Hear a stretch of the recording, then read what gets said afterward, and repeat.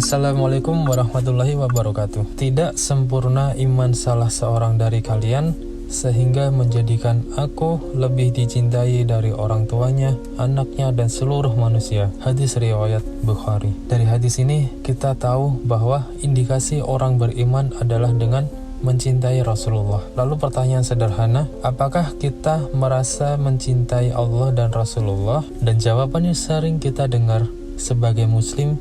Pasti kita menjawab, iya, kami mencintai Allah dan Rasulullah. Lalu kalau ditanya, apa indikasi kita mencintai Allah dan Rasulullah? Kalau kalian bingung, kita akan bahas pada video kali ini. Karena saya akan share sedikit pengalaman gimana menumbuhkan rasa cinta kepada Allah dan Rasulullah. Walaupun kalau boleh jujur, saya juga belum sempurna dan sedang belajar dalam mencintai Allah dan Rasulullah. Paling tidak, kita ada step untuk menumbuhkan dulu, karena dalam mencintai juga butuh proses. Balik lagi, apa indikasi kita mencintai Allah dan Rasulnya? Kalau dari surat Al-Anfal ayat kedua, sesungguhnya orang-orang beriman itu adalah mereka apabila disebut nama Allah bergetar hati mereka, dan apabila dibacakan kepada mereka ayat-ayatnya bertambah iman mereka, dan kepada Rabblah mereka bertawakal. Itu indikasi cinta, bergetar hatinya jika disebut nama Allah. Yang paling minimal, kalau dengar ada orang menyebut nama Allah, kita ternotis, oh apa nih, kok ada yang manggil nama Allah, kok ada yang manggil nama Rasulullah. Sebagaimana kalau kita dengar nama ayah, nama ibu, atau nama kita disebut orang, walaupun kita lagi fokus yang lain, kalau kedengaran nama kita disebut, kita kayak, siapa nih yang manggil? Kita kayak ternotis.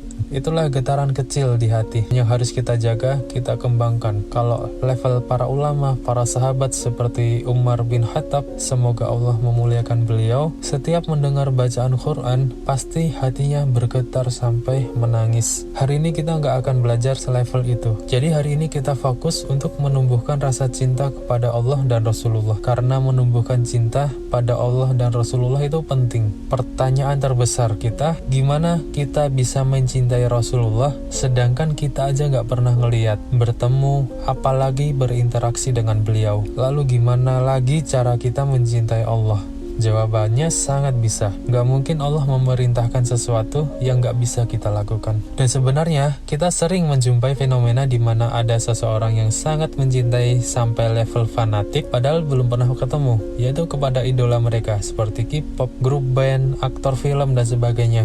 Loh, itu kan mereka mencinta karena karyanya, wajahnya, suaranya. Jadi walaupun belum pernah ketemu, mereka sudah sering lihat aksinya dari media sosial, YouTube, yang akhirnya tumbuh cinta itu. Benar memang, tapi bukan itu konteksnya. Biar lebih simple dan jelas, saya ada satu cerita terus story saya sendiri yang ngalamin. Yang mana kalau kalian simak cerita ini baik-baik, kalian akan paham gimana cara menumbuhkan cinta pada Allah dan Rasulullah. Yaitu cerita saat saya diterima masuk kerja di perusahaan baru, lalu ditempatkan di suatu cabang. Singkat cerita, saya akhirnya tahu di cabang tempat saya bekerja ini sedang ada masalah cukup besar skala nasional di perusahaan, yang akhirnya mengharuskan seorang berlevel senior vice president minggu depan harus kunjungan ke cabang ini untuk turun tangan menyelesaikan langsung. Bagi yang belum tahu, senior vice president di sini adalah 2 layer di bawah CEO.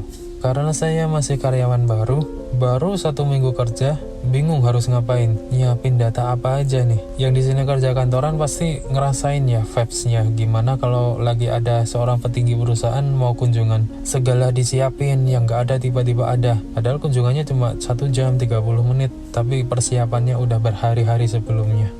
Tapi teman-teman saya banyak yang bilang gak usah panik, VP kita ini orangnya baik kok, enak diajak ngomong. Kalau kamu bingung, tanya aja, feel free, gak usah sungkan. Beliau malah gak suka sama orang yang sungkan. Kalau kita belum ngerti, jujur aja, pasti dibantuin kok. Beliau kalau ngobrol santai, gak mandang level apapun. Sama siapa aja dia pasti nyapa duluan. Bahkan maaf sama level security, level OB pun bukan cuma nyapa senyum, tapi tanya gimana kabarnya, gimana ada kendala gak kerjaannya, tanya gimana keadaan keluarganya. Ya walaupun terkesan basa-basi, tapi jarang banget loh ada orang setinggi itu jabatannya mau se-effort itu berinteraksi dengan level yang jauh di bawah beliau. Pada saat itu, saya belum pernah ketemu beliau, baru dengar namanya, belum tahu wajahnya, dan belum pernah interaksi sama sekali. Tapi udah respect duluan, udah kagum. Yang dari awalnya panik, jadi pengen ketemu, pengen tahu gimana sih orangnya, kayak gimana sih cara bicaranya, gimana sih wataknya.